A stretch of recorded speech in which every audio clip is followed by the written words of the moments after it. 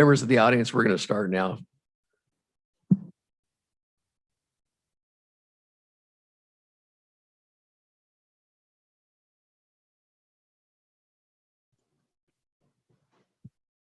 Good morning and welcome to the meeting of the Advisory Committee. I'd like to call the meeting to order.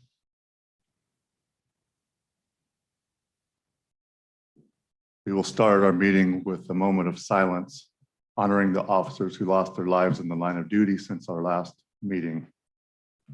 The following officers died in the line of duty since the last meeting: Deputy Thomas J. Albanese, Los Angeles Sheriff's Department; Officer Jose Anzora, Los Angeles Police Department; Detective Luca Benedetti, San Luis Obispo Police Department; Officer Jimmy N. Stockton Police Department;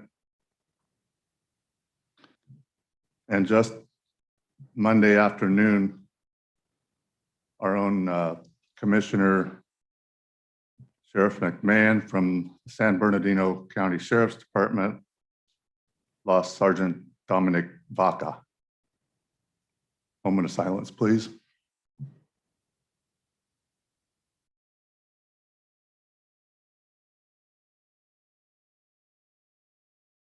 Thank you.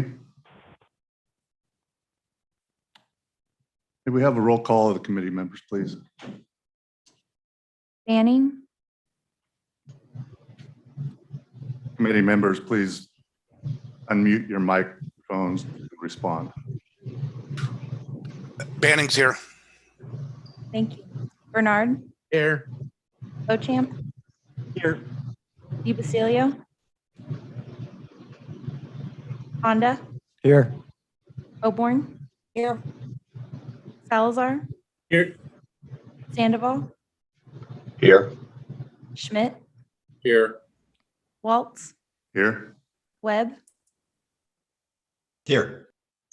Weber, Here. and Young. Here. Thank you. I will now introduce our, we don't have a vice chair right now. Executive Director Manny Alvarez, Assistant Executive Directors Maria Sandoval and Scott Loggins.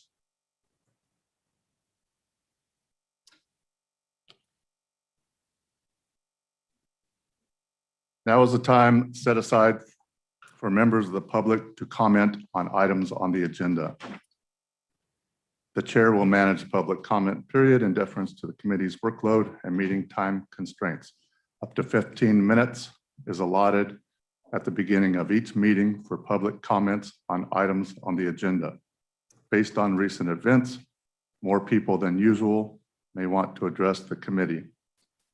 Therefore, if required, we will go longer than 15 minutes, but may limit this period to no more than 1 hour, as we have many topics to cover on the agenda.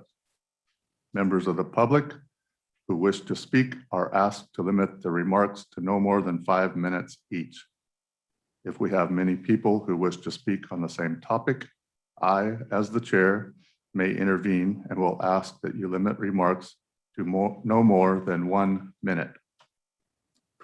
Pursuant to existing commission policy, the chair may conclude the public comment period if multiple speakers are voicing repetitive or similar statements and the 15-minute public comment period has expired. Please remember that this meeting is being transcribed, so I may politely interrupt and ask you to repeat or speak slowly and clearly so your comment can be correctly captured in the transcript. If there is anyone watching who would like to address the committee during public comment, please call in to the number shown on the screen at this time. We will take the calls on a first come, first served basis. If other persons are in the queue waiting to speak, you will be placed on hold until it is your turn to address the committee. You will know when it is your turn to speak when you hear that you are unmuted. Once again, you will know it is your turn to speak when you hear unmuted. We will wait for approximately 1 minute to allow for individuals to call in. When it is your turn, if you wish, please state your name and organization. Do we have any public comments?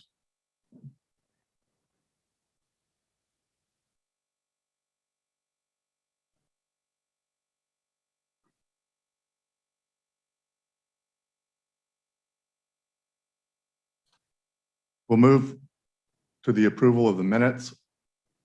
Approval of the action summary and minutes from the previous commission meeting, which was February 24th, 2021. I will entertain a motion to approve. Bernard, motion to approve. Webb, second. Is there any discussion or comments?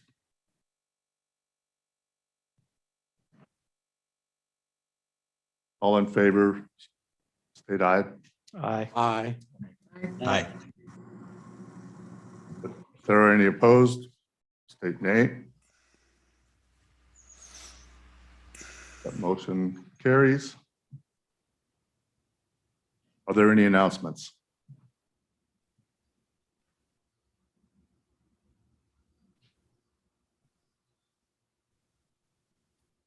We will move to the review of the commission meeting agenda. Thank you very much. Good morning, Under Sheriff Waltz. And once again, thank you very much for filling in as the acting chair of this advisory committee. I'm Assistant Executive Director Scott Loggins. For the committee members before you, you've seen the agenda item for this afternoon's meeting. It is a comparatively light agenda item compared to other meetings. Nevertheless, there's a lot of work that's in progress that you will hear about later this fall. For this specific meeting, we have 3 requests for presentations on specific consent or agenda items.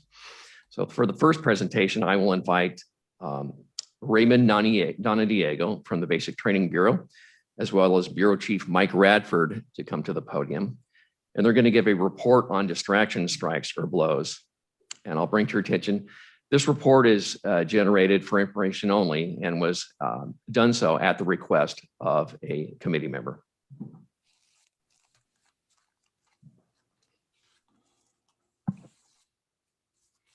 Thank you, Assistant Director Loggins. Good morning. Again, my name is Mike Radford. I'm the Bureau Chief for Training Program Services. And we're bringing to you a review of the courses potentially referencing the term distraction strikes. In preparation to report on this subject, we conducted a course lookup of presenter courses in EDI that may or may not have included the specific or reference language to distraction strikes using specific titles of courses that would likely contain that language. We first reviewed the basic training curriculums and found that no terms such as distraction strike was found in any of our basic training courses. So we began a review of in-service courses, searching the following categories: use of force, crowd control, arrest and control, impact weapons, SWAT, including basic SWAT, SWAT commander, ground control, defensive tactics, and less lethal. Using these general course terms, all courses with these specific words were identified and reviewed. Of the total courses we reviewed, reviewed 458 total courses. So in these particular courses, we found 100 particular courses had the term distraction strike in some portion of the expanded course outline. The term or description of the word distraction is used as a descriptor in the 3 following manners. Number 1, the process of diverting the attention or coordination of an individual or the officer themselves from a desired area of focus. And I should add that this is my definition that I have reviewed through all 100 of the expanded course outlines. Number 2, we found it is the process of diverting the attention or coordination of an individual by certain movements or actions of an officer with no physical contact from the desired area of focus, from their desired area of focus. And finally, we found it would mean the process of physically striking an individual with either a blunt force object or personal body weapons to divert the attention or coordination of an individual from a desired area of focus. So we saw that there is no discernible or explained difference between a distraction strike or a standard strike. Some courses did use the word distraction, and some use the word explicitly referencing distraction strikes and details how to accomplish the strike. Some courses say distraction techniques, but do not go into specifics about how to perform that particular maneuver. So finally, presenters may use distraction, but not on the way referring to a strike or a kick or a punch, basically saying the impact being recorded is a distraction in and of itself. So that is our full review of our courses as compared to the term distraction strike. I could open for any questions for in-service, and Raymond can take any for any basic training questions.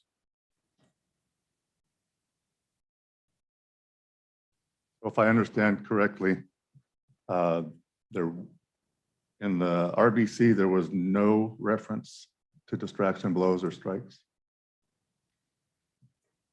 Good morning. My name is Raymond Anadiego, law enforcement consultant assigned to Basic Training Bureau. That is correct. As Bureau Chief Radford mentioned, that Learning Domain 33 arrest and control does not talk about distraction strikes, nor does any other learning domain.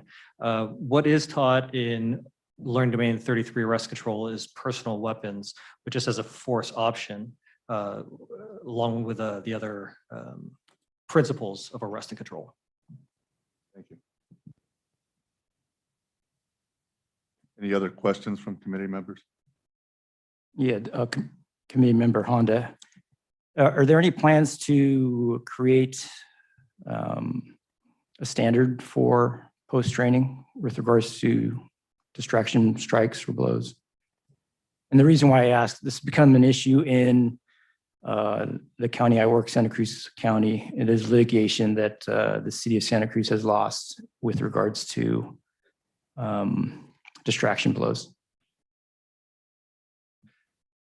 The answer to your question is that remains to be seen. Post our staff specifically are not taking a position on what a distraction blow is or is not, or what it is with respect to force. Having said that, since it is a matter of force, that is something that we can entertain if the commission gives us specific direction to look further into the matter. And of course, we would seek guidance from a variety, a vast array of subject matter experts to make sure that whatever is put in our training comports with not only federal law, state statute, particularly AB 392, SB 230, and of course, Graham v. Connor. So as the advisory committee, can we recommend that for the commission to proceed forward with? Absolutely. You can, as an advisory committee, you can influence them and make a suggestion to them that you would like for staff to look further into doing that, and we will do so. And would that be a motion that I have to make in this committee here? Correct. That'd be a motion from either you, sir, or one of your counterparts, and then they'd seek the full guidance from the entirety of the committee. Okay, having said that, then I'd like to make a motion for the commission to approve moving forward with a little more research on how post can regulate or train on the use of distraction blows or strikes.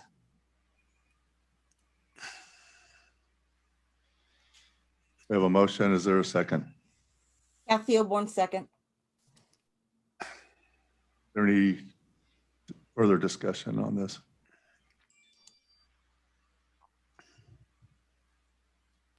This Webb, I'm sure it'll be included in the study. My concern with this is, coming up with some sort of how do you determine what's a distraction blow and what isn't a distraction blow, and when it isn't appropriate? A lot of things I think need to be considered with that, but I support some research into that for sure. Anybody else?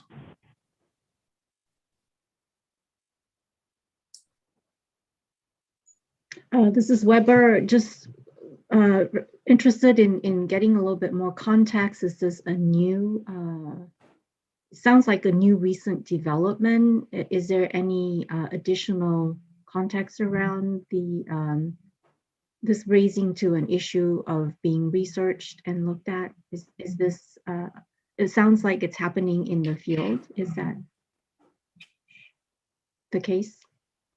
Yes, committee member Honda. Yeah, we've had, I mean, in my experience, I've been in law enforcement for almost 31 years, and it's common practice, whether, I don't recall if it was trained in the academy, but definitely within our field training program at the agencies that I work for, common practice to use distraction blows for officer safety to help take someone into custody. But recently under the, with the event of body-worn cameras and other video formats, that the optics of an officer using the distraction blows, even though it's justified, can look a little excessive, even though it may not be. So I feel that there's a need to address that in some type of training moving forward, just to protect the communities that we serve and also protect the officers as they're trying to enforce their job safely. Thank you.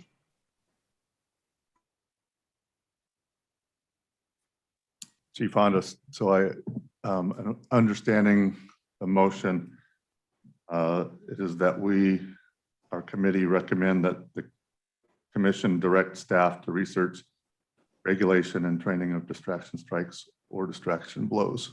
Is that? That's correct. Okay. Any other comments or questions on this before we go to vote? I have one. So for Chief Honda, just clarification, is it coming up with a definition, like a standard definition, or to research a particular technique?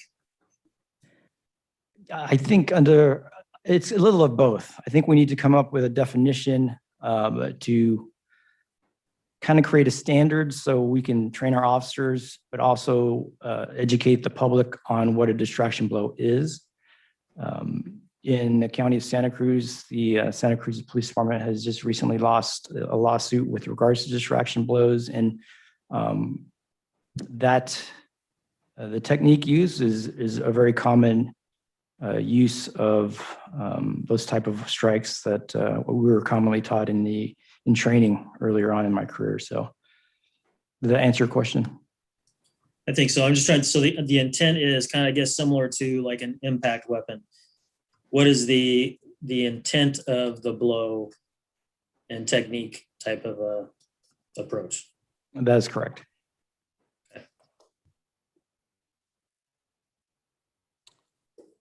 You have a comment? I did. I actually have a question. I just want to get specific on this. Are you looking at research into in-service, academy, or both?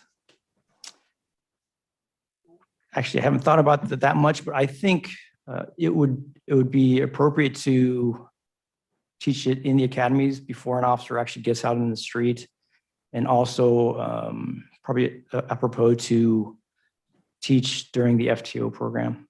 So they're going out as new officers, they already have an understanding of what a distraction blow is, and there's some kind of standard to manage that.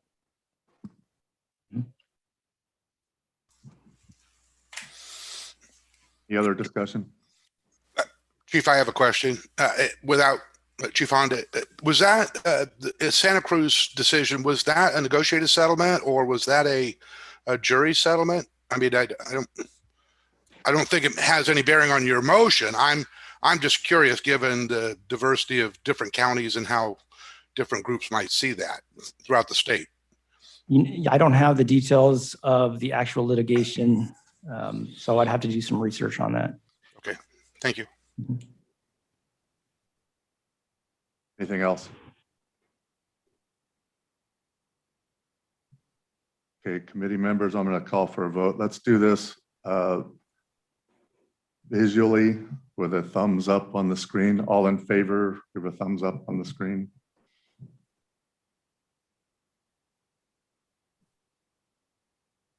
Okay, any opposed, either speak now or put your thumb down.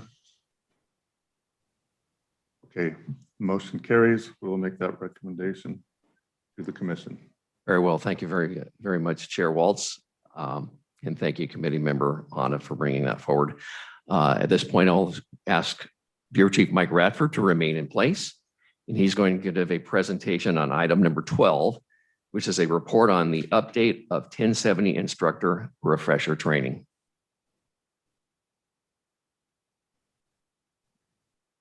Thank you. This will be pretty brief, but let me give a report on an update of the 1070 instructor refresher training. Currently, with no regulation requiring refresher or update training for 1070 courses, in an effort to assure instructors of 1070 courses are maintaining current and relevant training, POST is taking proactive steps and is in the beginning stages of information gathering to see if instructors of certain courses should be required to take refresher training. So our focus will first be on the subjects of arrest and control, firearms, EVOC, and use of force. Subject matter experts are being identified and will be consulted in determining the following. Should a particular subject require refresher training for instructors? What will the minimum length of training consist for the subject? What frequency should the refresher training be? 2 years, 5 years, etc. Should there be a process for equivalency? What should the minimum learning objectives for the refresher training be? So once this information has been received from the subject matter experts and the subject fields described, recommendations will be brought to the commission at a future date for consideration. With this, that concludes my update, and I'm open for any questions. Any questions or comments from committee members? Mr. Chair, if I may add from staff's perspective, staff took this initiative. Anecdotally, the vast majority of instructors self-police themselves and send themselves to refresher training to keep themselves current and make sure their skills are not perishable. Having said that, staff has seen a possible need to mandate the refresher training, particularly in those high-risk areas, such as use of force, where the legislation and the law is constantly evolving and community expectations are ever increasing. So this is just a first step in taking that initiative process to make our instructors that much better. Thank you, Scott. Director Alvarez. Thank you, Mr. Chair. If I may also add, there is no 1070 requirement for use of force. We do feel that there needs to be a requirement for that 1070 to kick into place for use of force training. As many of you know, at the last commission meeting in February, the commission approved a new PSP mandate for use of force.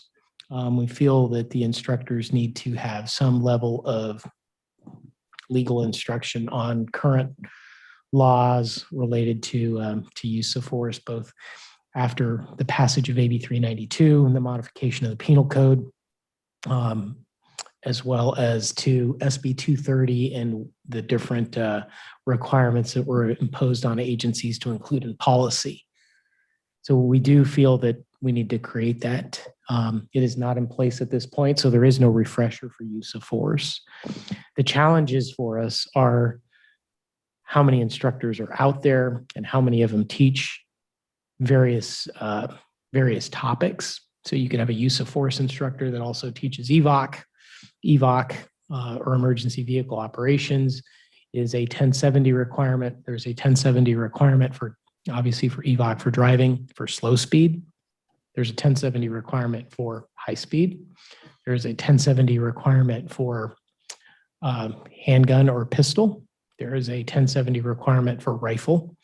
So how we formulate that and deliver it so that it does not negatively impact the field is also something that we're trying to grapple with. So it seems like a simple issue for for us to deal with, to just create a refresher course, but how it's delivered is also equally as important.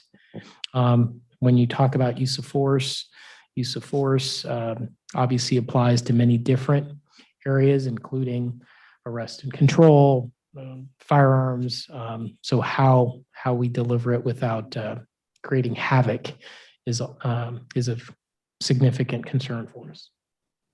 Thank you, Mr. Chair. Mr. Chair, if I may add one more thing, this will be a significant investment from our community college partners as well. By mandate of the penal code, we as Post are only able to reimburse for training for on-duty active peace officers. A significant number of our subject matter experts that teach in the community college forum are either retired law enforcement officers or other experts in their respective fields, and we are prohibited from reimbursing them for their training. So this will definitely be necessitate a commitment from the community college partners in helping train our future instructors. Would that same situation apply to reserve officers Yes, that would. for the non-reimbursement? That is correct.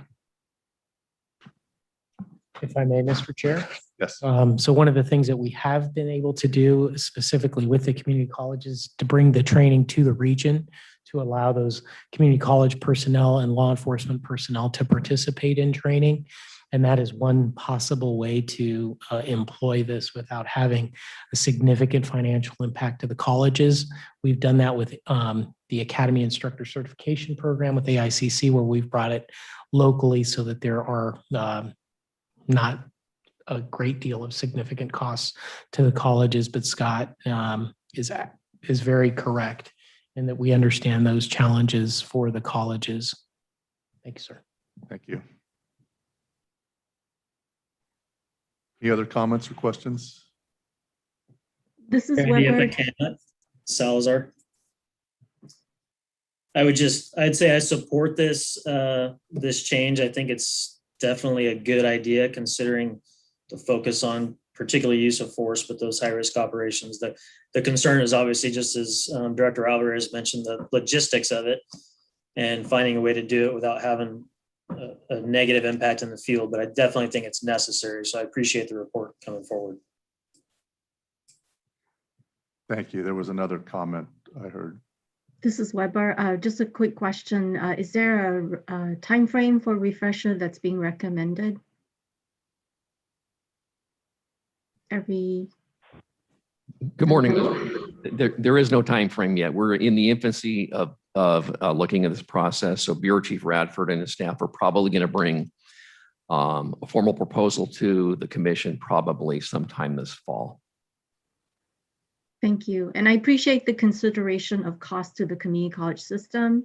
And we're committed to partnering with you to look at how we might consider and look at reducing those costs and impacts.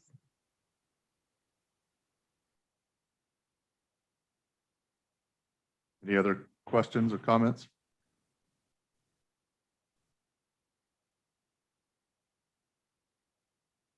Thank you, Mike.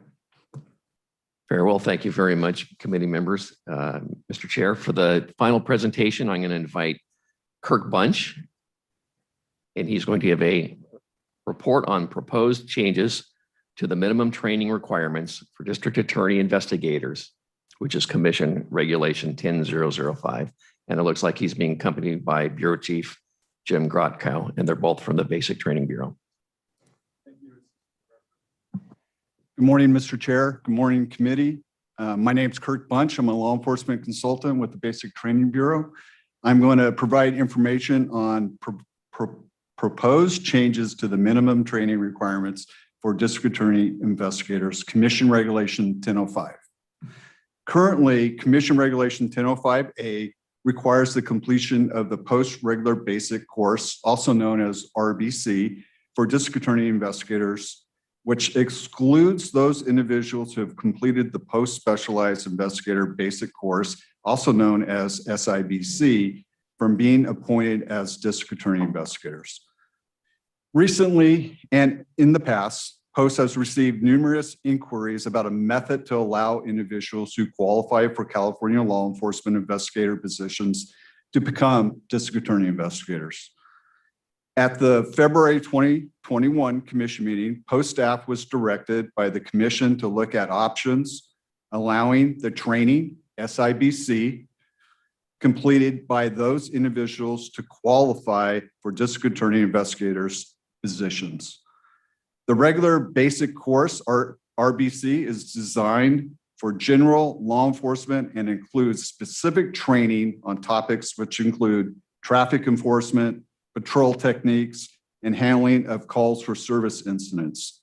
The Specialized Investigator Basic Course, SIBC, is designed for investigators and includes specific training in investigative topics such as presentation of evidence, computers, and computer crime, etc. Commission Regulation 1005 defines general law enforcement as duties which include the investigations of crime, patrol of geographic area, responding to the full range of requests for police services, and performing any enforcement action on the full range of law violations. Therefore, graduates of the SIBC are not eligible for appointment as general law enforcement peace officers without completion of a RBC course. Staff have updated Commission Regulation 1005A, which is in Attachment A, to allow completion of the RBC or SIBC to meet the training requirements for district attorney investigators. This change will provide a district attorney's office the ability to hire individuals who have completed the SIBC or maintain the current training requirement of the RBC.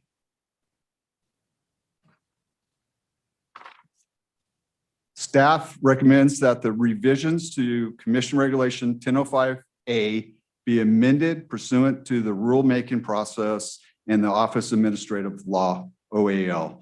If no one requests a public hearing, the amendments will become effective January 1, 2022. Thank you, and we're open to any questions you might have. I know last meeting there was some discussion about the gap training for people who had SIBC. Is that any consideration for that still, or is that no longer part of it?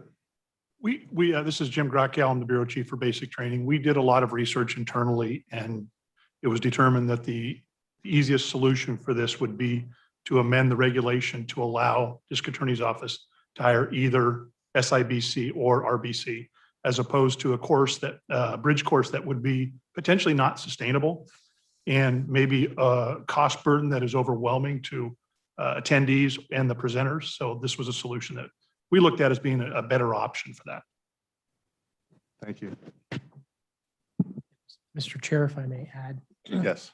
In terms of that bridge course, some of the other comments, which are righteous comments, I believe, if that bridge course were to be created, there were some concerns that individuals that had gone through the SIBC years and years ago now go through a bridge course and now have the ability to be police officers and deputy sheriffs, and that leap may be a bit much.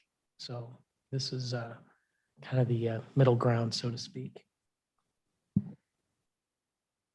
Thank you. Any other questions or comments from committee members or staff? Farewell, hearing none. Thank you very much, Mr. Chair. That concludes staff's presentation of the agenda review. Thank you.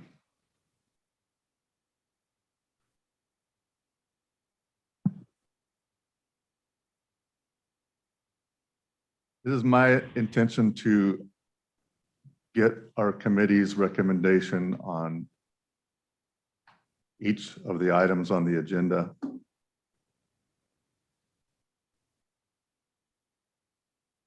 I'll be starting with the one we just discussed. Item D is in David.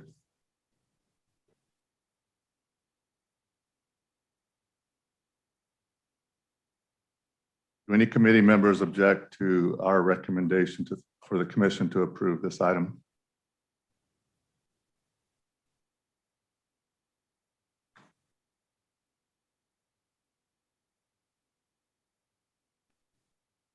Okay, we will make that recommendation to the commission. I'll move to item E, which is revision to testing and notification requirements for basic course presenters. It includes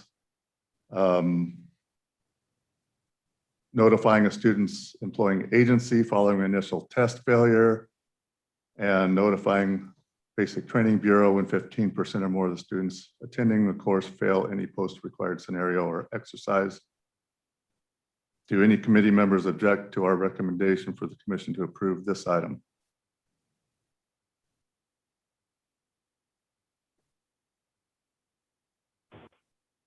We will make that recommendation.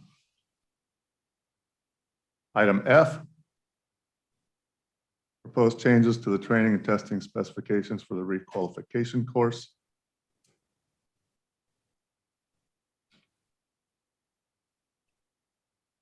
Do any of our committee members object to our recommendation for the commission to approve this item?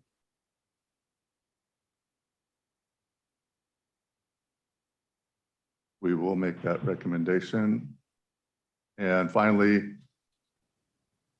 item G, request to amend Regulation 1081 requirements for human trafficking. Do any committee members object to our recommendation for the commission to approve this item?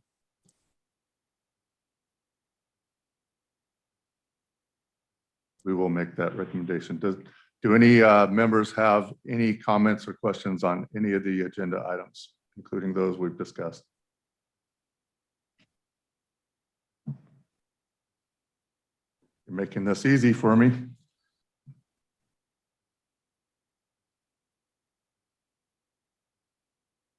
Now we will move to advisory committee member reports. Do any advisory committee members have anything to report? Born with KG.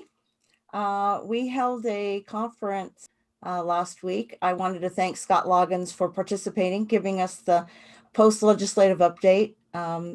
I want to also let Scott know that we got a lot of evaluations back from the members that attended, and they all appreciated having that connection with post with our organization KG, and it said and commented on how important it was for the people that have academies on the community colleges to know what legislative updates there are. And I also did speak with Scott about having a link on our KG website for those interested people to be able to access information. We had some great speakers that covered a lot of topics, and I was hoping that our chancellor would be able to be there to listen to the comments and the presentations, but he was unable to make it, unfortunately. But we will have it posted on the KG website so people can review it if they want to. Anyway, I just wanted to thank Scott for being there and being part of the presentations. Thank you very much, Ms. Osborne. Likewise, we value the partnership with our community college partners. It's an invaluable resource. And I was very impressed with the members of the board. It was an outstanding day. And I also had this on a personal note. I truly think the community colleges are the gateway to the American dream. I'm a product of the community college system. So I would hope that would be characterized as a success. So thank you very much for the invitation last week. Thank you.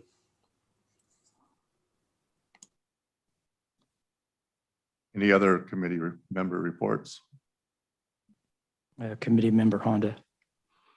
I know this, it's on the new business part of the agenda, but I just want to announce that this will be my last meeting representing the California Peace Officers Association, as I will be officially retiring from law enforcement in a month.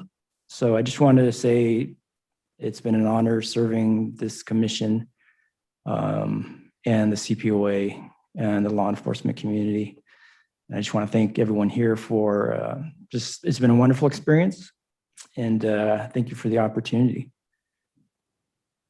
Thank you, Chief Honda, and congratulations on your upcoming retirement. And we definitely appreciate the input and insights that you have brought to the table here. You started off right away with adding some substance and some insight from your perspectives, and it's been much appreciated. Thank you, Mr. Chairman. This is Weber. I'd like to just share some information with you regarding some work that's happening in the California Community College system. As a result of the call to action that was issued last June from our system for diversity, equity, inclusion, we have embarked on one of the focus looking at the campus climate and culture.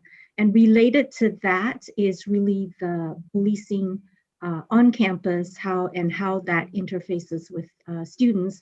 The 116 campuses and colleges that we have in our system, many of them hire peace officers to provide public safety functions on our campus. And as well as individuals that provide public safety functions. Additionally, there's also a number of our campuses contract with local law enforcement agencies to provide public safety activities on campus. And one of the activities is a task force that we have formed that has met since January to look at the campus policing climate and culture and having discussions about how those interactions and how those functions support students or impact students, and how does that relate to student success, and having discussions about what campus policing should look like within our system. And so that's going to continue throughout the year and finishing up in January of next year. I'm happy to provide reports and updates to this advisory committee if there's interest in learning more about those conversations. Another of our sort of analysis and assessment is doing a landscape analysis of the 19 basic police academy curriculum delivery and getting a better understanding of how those programs are being delivered, and happy to share report on that as well if there's any interest. So just wanted to share those two pieces of information. Thank you. Any further reports? This is Webb. I don't have a report, but I would like to tell Ms. Weber that very interested in hearing more about that.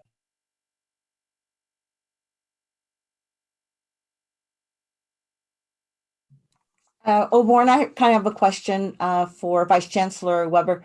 Shanu, at my campus, through my district, I received a survey asking how I felt about having the Sheriff's Department on our campus. Is this part of something statewide through each of the community college districts? I'm not aware particularly of the survey that you're asking about as related to that particular question. I don't know if that is part of the surveys that we're doing, or it's so maybe we can take a look at that, have that conversation offline. Yeah, I'm just wondering how they're gathering the data, and we just got one in our sent to our email, so I was just wondering if that was related to that. It does not sound like it's related. We are doing a series of surveys though related to better understanding policing on campus, necessarily related to specific agencies. So I can certainly look more into that. Okay, thank you. Anybody else? I keep looking at Damian Sandoval, and he's been smiling the whole time that we've been here. Mr. Chair, if I may indulge you on behalf of staff, I'd just like to thank Chief Honda for not only for his service here as a committee member, you had a direct, significant level of influence on training 90,000 cops across the entirety of the state of California, but also for your service as a law enforcement officer, serving this in this most noble of professions. So I'm truly appreciative of all that you've done and look forward to seeing what you're doing in the next steps. And with that, I'd also like to invite Esri Beauchamp, who's now representing the California Highway Patrol. He's a chief for that organization, and we've had some interactions internally with Post with him, and we're very impressed with his skill set and his enthusiasm for contributing to the law enforcement mission. So welcome, Esri. Thank you very much. I appreciate it.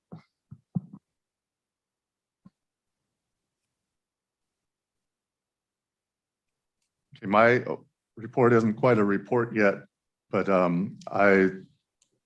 as a representative of CAPTO, California Association of Police Training Officers, we are about to start a new outreach, and I will hopefully be able to report on that the next meeting. But it includes having a retiree who's going to be an ambassador to go out and do some interfacing, not only with unrepresented areas, but with some of the LETMAs, the law enforcement training manager associations that are scattered all throughout the state, which will coincide with the intent of the commission on the reorganization of our committee to have that inclusion of law enforcement training managers throughout the state.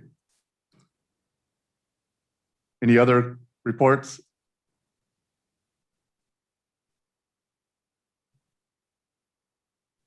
We'll move on now to commissioner comments. Are there any commissioners who wish to make any comments in this meeting?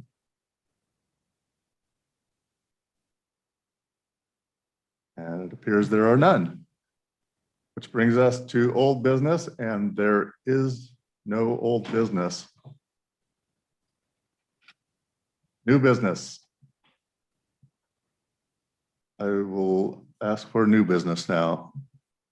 Yes, the only new business, Mr. Chair, is several letters. The first one is a letter from Greg Lally, president of the California Coalition of Law Enforcement Association, CCLA, nominating President Juan Viramontes of the Association of Orange County Deputy Sheriffs for appointment to the advisory committee, replacing Senior Deputy Coroner Arton Barron, who recently was promoted.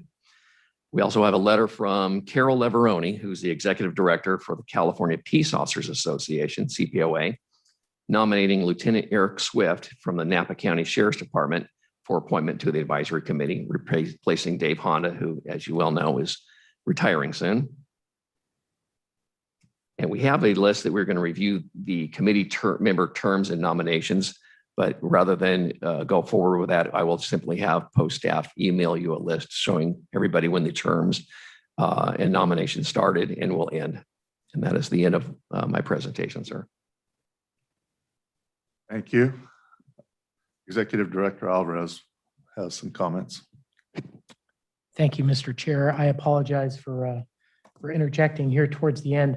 I wanted to clarify some terminology that I used during the presentation by my colleagues, Kirk and Jim, on the DA investigator course or the DA investigator training. I used the term middle ground, and I caught myself after I said that, saying that comes across as a compromise to a solution, and it is not that. I know that there's going to be some discussion at the commission meeting, and I didn't want that to come across as a compromise. I will speak at the next meeting should it come up, and state that I do believe that the SIBC is the proper training course for DA investigators, but I'd like to retract my wording of middle ground as a compromise. Second of all, I would also like to thank Chief Honda for all of his time in law enforcement, both at the San Jose Police Department and at the Watsonville Police Department, for his many years of service and his friendship and speaking out on behalf of CPOA and obviously bringing issues like the distraction blows to our attention. Thank you for always being there to do that. And lastly, between this and the last commission, the last series of commission meetings, there was also another announcement of a retirement. That person is on the screen, has not raised his hand to say that he is officially in that same situation. But I'd also like to thank Sergeant PJ Webb, or former Sergeant PJ Webb from the LA Unified School District Police Department, who also announced his retirement. LA Unified School District Police Department, like many other police departments in California, has had a lot of scrutiny over the last 6 months or 9 months or a year. And I know PJ has been unable to attend some of I think the last meeting, if I'm not mistaken, PJ, just based on meetings and discussions that your department has had to have with the city or with the school district. So I just want to also thank you, PJ, for your time on the commission. I think based on the size of LA Unified School District Police Department, the number of school district police departments that are represented in California, it's been a benefit to us to have you on the board, and just want to thank you for your service as well. Thank you, PJ. And that's it, Mr. Chair. Thank you very much.